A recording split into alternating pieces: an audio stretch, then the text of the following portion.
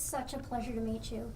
Most of your movies have been family friendly. How did you come up with the idea to do an R-rated puppet movie? Well, well, first of all, I wanted to do something in this vein. I have a live show called Puppet Up Uncensored. It's a theater show that I started 12 years ago. And it goes out every year, and it's largely improvised. The audience is making suggestions all the time. And it's interesting because it allows me to know what audiences kind of wish the puppets would do. And it's very blue and it's very adult is what I've learned. And it's a lot of fun. It's kind of delightfully naughty to do that. So I then wanted to do something like this live show, but on camera, and I realized I couldn't do sort of PG-13 because I have a reputation of doing things that are family friendly. I needed to do something where I knew the kids would not come to it. So instead I had to go even further to really a hard R rating to make sure that people knew this is not for kids, this is for adults. If you grew up liking the puppets that I've done in the past and things like that, as for kids, now you can see something that is exclusively adult, that's completely uncensored, and something that really will make you laugh. And I know it sort of shakes it all up. It shakes up everything, everybody's expectation of me. And I don't know, hopefully people won't kill me for it. Well, I read that your father, Jim Henson, started out doing adult puppet-based humor on shows like Saturday Night Live. Yes. Not so much started out, but he was always, his very first show was a comedy spot in late night news programming in Washington, D.C. And it was the 50s, so it wasn't adult in content. But he always thought of himself as an adult performer. Sesame Street was the unusual choice for him. He was regularly on the Ed Sullivan Show and all that stuff. The Muppets was a variety act. He did advertisement campaigns that were really hysterical, but not kidsy in any way. But then he wanted to do the Muppet Show, and Sesame Street had been so popular that none of the networks would believe that the Muppet Show could work. And that's when he decided to do Saturday Night Live. He wanted to really show people, no, my roots are in a much more adult sensibility. And Saturday Night Live, when it first came out, was highly controversial. It was going to be the most out there, daring show ever made. It was on late night, 11 p.m. on a Saturday night. And he did that first season, really to remind people that he had a much more adult side to him. This is more adult than anything he had done, but we're in times now where you can do that, where you can make a movie that is specifically and only for adults and make sure that's really the only place it's seen.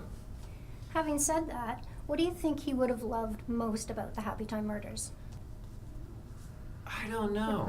Probably the pornography store sequence, just because there's something that particularly Vinny, the owner of the pornography store, is just such a wonderful, believable character, and he's so sleazy and so gross, but believable. And to be able to portray characters like that with a puppet is really kind of terrific. I think my dad liked naughty. He liked things to be naughty, to do something that you really weren't meant to do. And in that sense, we do that quite a lot in this movie. Melissa McCarthy's deadpan delivery is just perfect in this. What did you like most about working with her? That aspect of how she keeps it real, and yet people expect her to say what you're maybe thinking but would never say. They expect Melissa to say it, and that's kind of great, and that's kind of the energy of this whole movie. But she keeps it real, because puppets they only work really well if you create a world where you believe that the puppets are really living in this world. And the main way you do that is making sure that the actors that are working there are treating them like they're real and alive. And Melissa always keeps it very real. And what's interesting is in her preparation, everything's about, I don't know that I believe this, I don't believe this. And then she'll start improvising. And she'll start making choices that are like right out of another universe. And it's great because she starts by, I'm going to be in a very believable real place, and then she starts making choices that are so unexpected. And I think that's delightful and what makes her such a strong comedian. And it throws, in a good way, you know, the others who are in a scene with her in a good way. It sort of pulls things in an unexpected, surprising direction. And finally, what are the complications between working with puppets and humans on the same screen? Tons, but I have lots of experience in that. I think for me that wasn't the hardest aspect of making this movie, because that's something I've been doing, but it is really complicated because the puppets, there can be no floor underneath the puppets because that's where the puppeteers are, and they have to see monitors, and planning a scene is really difficult that has both people and puppets in it. But it's something that we've been doing for quite a long time. For me, the hardest in this one was taking the improvising, because puppets are usually the opposite of improvising. Everything is very carefully worked out in advance, because you can't even rehearse a scene with puppets, because you know every move they make has to be carefully planned. So normally a puppet movie is so carefully planned and then executed and doesn't have wiggle room.